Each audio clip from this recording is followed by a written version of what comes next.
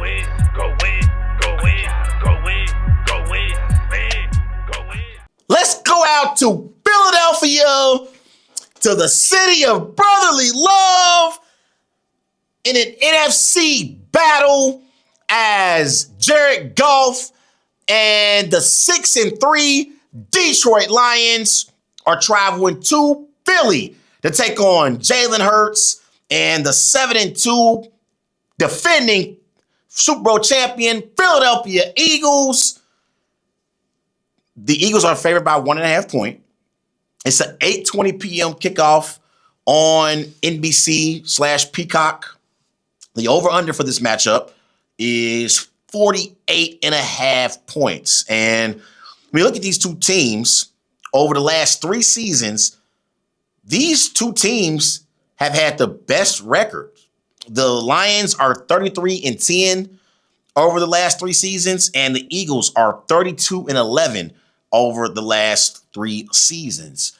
Let's start off with the Detroit Lions. The Lions, they are 6-3. They are currently leading the NFC North. And in Week 10, they had a big-time win over the Washington Commanders. The Lions beat the Commanders 44-22 in dominant fashion. They led in every major statistical category. And also in that particular game, head coach Dan Campbell took over play calling duties from first-year offensive coordinator John Morton. So that Lions offense, they dominated the Commanders in the first game in which Dan Campbell was calling plays. I mean, I'm looking at the stat sheet in that game.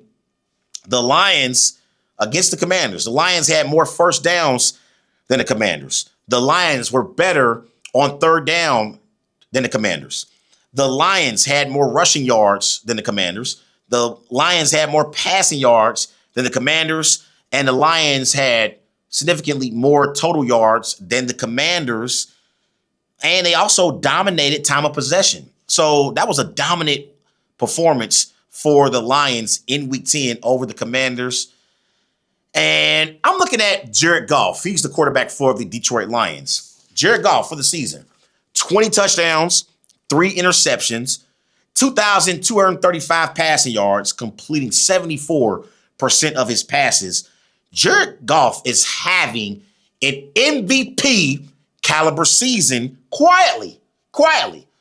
And he's playing very, very efficiently in this Lions offense.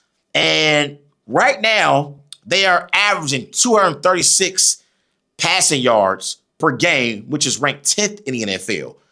But they have a balanced attack offensively because on the flip side, they have a great tandem at the running back position with Jahmyr Gibbs and David Montgomery. And right now, between Gibbs and Montgomery, the Lions are averaging 136 rushing yards per game. That's ranked 6th in the NFL. So their passing attack with Jared Goff is ranked 10th in the NFL, and their rushing attack with Gibbs and Montgomery is ranked 6th in the NFL. And when you look at their playmakers, you got Jahmyr Gibbs, you got David Montgomery, you got Amon-Ra St. Brown, who's their number 1 receiver within this offense. He's also been balling. 64 receptions, 693 receiving yards, 8 touchdowns. But they also have other elite weapons in Sam Laporta, in Jameson Williams, in Raymond as well. So they have a very, very balanced attack offensively, and they are one of the best offenses in the NFL. Now, defensively, to me, they are decent. I don't look at the Lions as being an elite defense. Like, I look at the Packers as having an elite defense, the Seahawks as having a very, very good defense as well, even the Rams. I don't view the Lions as having an elite defense. I think they're decent. They give up 200 passing yards per game. That's ranked 12th in the NFL, but they are good against the run. They only give up 94 rushing yards per game. That is ranked 8th in the NFL. And on that defensive front, obviously you have Aiden Hutchinson Okay, you got DJ Reader as well in that linebacker room. You got Alex Anzalone. Okay, in that secondary, you got Terrion Arnold, Brian Branch. All right, so they have some playmakers defensively, but I do not believe they are an elite defense. And the strength of their football team is their offense, clearly. Now, on the flip side, the Eagles, they are the defending Super Bowl champion Philadelphia Eagles. They are 7-2 coming into this game. They lead the NFC East, and they are running away with the NFC East. So they will win the NFC East because they are the clear-cut best team in the NFC East right now. And in Week 10, the Eagles beat the Packers 10-7 in an ugly game.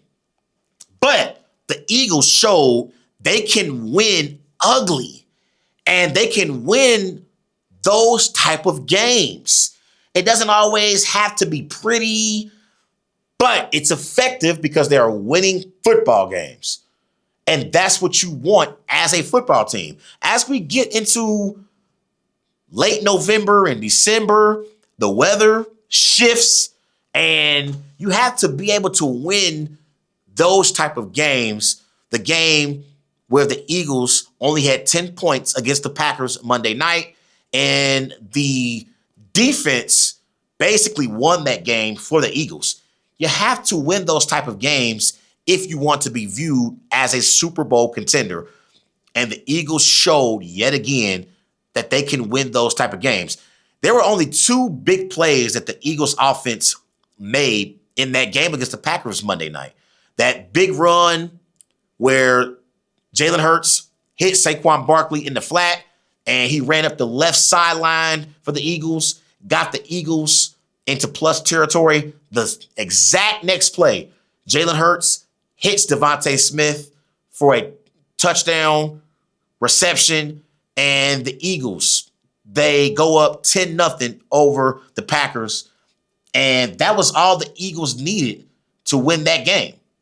That was all they needed, specifically because the Packers offense pretty much was ineffective all night long, but the Eagles showed that they can win those ugly games, and their defense performed well. Now, obviously, they are led by quarterback Jalen Hurts. Jalen Hurts, 16 touchdowns, 1 interception, 1,860 passing yards. He's completing 69% of his passes. To me, Jalen Hurts is having a very efficient season as a quarterback. It's not always pretty, but Jalen Hurts is a clutch quarterback who makes plays when his team needs him.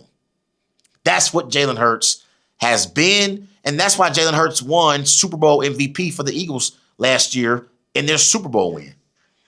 It's not always pretty with Jalen Hurts, but it's effective, and he makes big plays in big moments as the quarterback for the Philadelphia Eagles. Now, for the Eagles, their running game still has not been effective. Saquon Barkley, for the season, 149 carries, 579 rushing yards, only 4 touchdowns. The 2025 version of Saquon Barkley is nowhere close to the 2024 version of Saquon Barkley. Because last year, Saquon Barkley was the best running back by far in the NFL for the Philadelphia Eagles and the best player on their football team. But this year, it's been a struggle for Saquon. So the Eagles are still struggling to get their running game going. They have not really had a great performance in the running game yet. And I'm looking at Saquon for the season. Saquon Barkley, he's only had one game where he's had over 100 yards rushing. That was against the Giants in week 7. Because they had a bye in week. Well, no. It was week 8. They had a bye in week 9.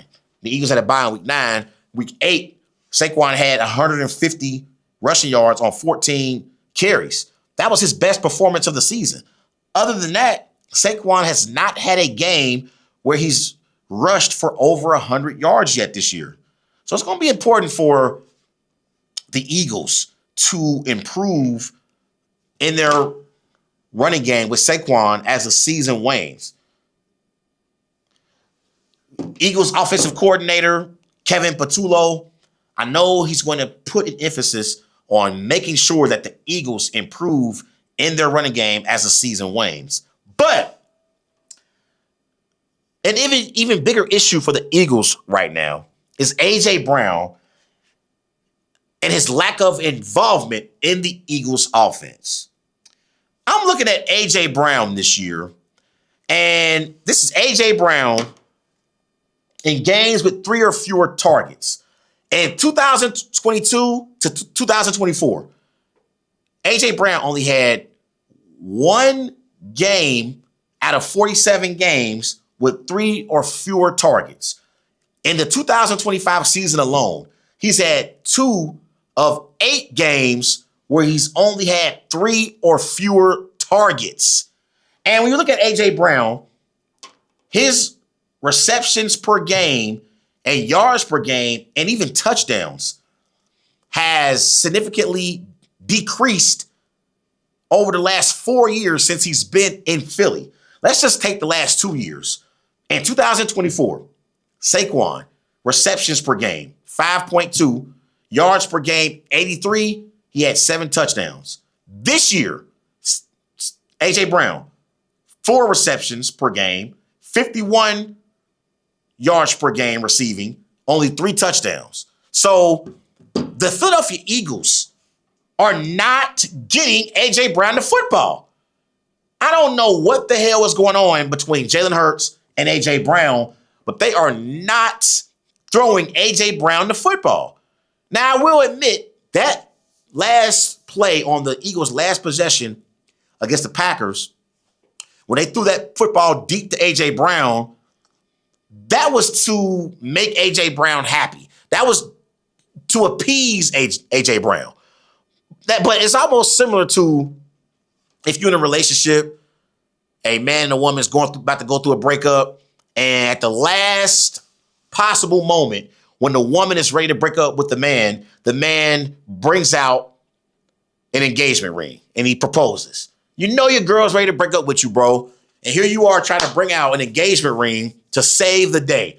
That's what Nick Sirianni and the Philadelphia Eagles did when they threw the ball to A.J. Brown on that last 4th and 6th play on their last possession against the Packers Monday night.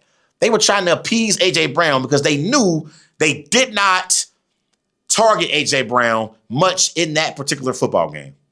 And so, to me, in order for the Eagles to repeat as champions, they're going to need A.J. Brown to have a big impact once we get into December and January. They will need A.J. Brown to have an impact in this Eagles offense. Otherwise, I can't see the Eagles repeating as Super Bowl champions. A.J. Brown is one of the best receivers in pro football. I watched the game the other day where the Houston Texans, with David Mills, they were able to get Nico Collins the football. So don't tell me that the Eagles can't get A.J. Brown the football. David Mills, who's not even close to being the caliber quarterback that Jalen Hurts is, and Nico Collins, who's not even close to being the caliber of receiver that A.J. Brown is, the Texans were able to get the football to Nico Collins. So the Eagles, they have to be intentional about getting A.J. Brown the football and him having more opportunities to make big plays. But right now, it's a mess right now in Philly.